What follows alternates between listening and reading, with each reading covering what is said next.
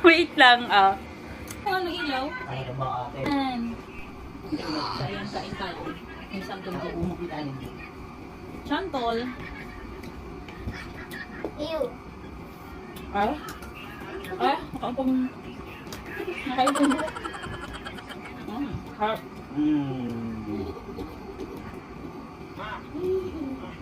Ang mahal ng kilo niya dito. Magkano hindi? Kilo, 80 pesos. 80 pesos ang kilo. Matamis? Bumili lang ako ng 30 peraso. 29, no? Wala siyang asim.